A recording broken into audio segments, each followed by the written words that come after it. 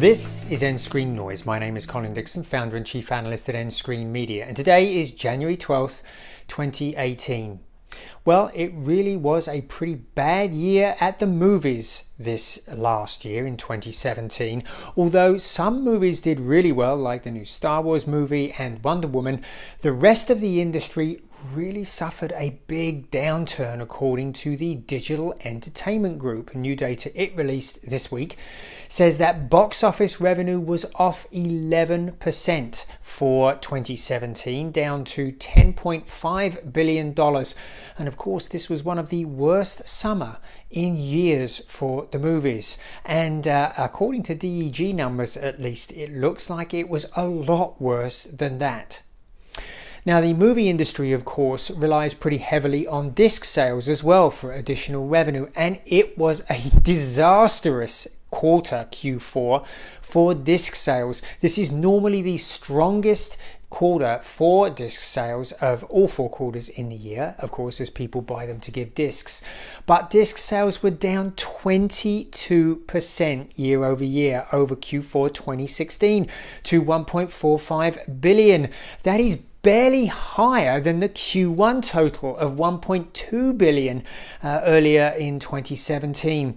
And if you think people turned to digital versions, then you're mistaken. I'm afraid that was absolutely flat, no increase over last year whatsoever, no increase over 2016 rather whatsoever. So it really looks like people were not giving the dear gift of movies on disc or digital in Q4 of 2017.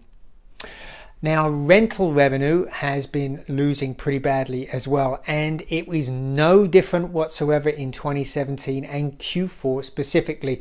Revenues for kiosks were down 18%, stores 22%, subscription disc services like Netflix's subscription disc service was down 17%, and online rentals were down 19% as well. As a whole, the rental industry fell 19%, revenue down 19% to 4 billion.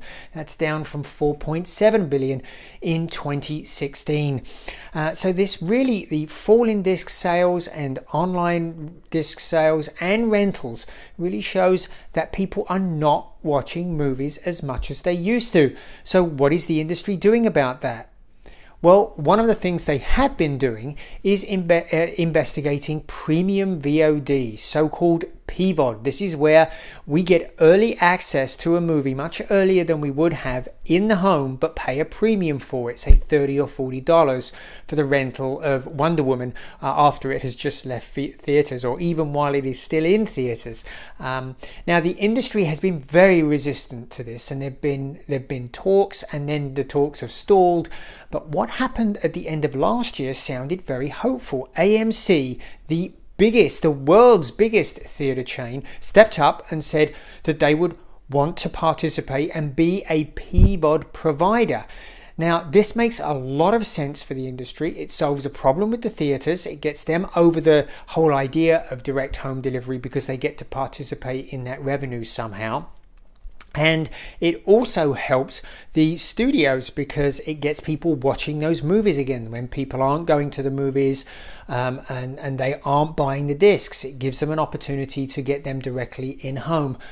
Well, unfortunately, this week, Craig Ramsey, who is CFO of AMC, reports that talks are at a standstill. He says that there is no consensus, and whereas there had been some interest at the end of last year, that interest seems to have petered out, and so he sees absolutely no progress whatsoever. So with premium VOD off the table, what is the industry doing about this precipitous decline in the consumption of movies by consumers? Well, the answer is not a lot, I'm afraid.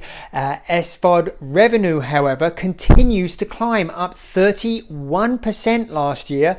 So while they're not spending much time watching movies, consumers are spending a lot of time in SVOD services.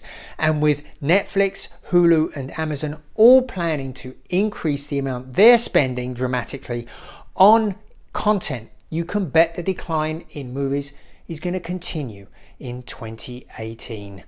And as it does, or if it doesn't, you'll hear about it here on nScreenNoise. We'll see you again next time.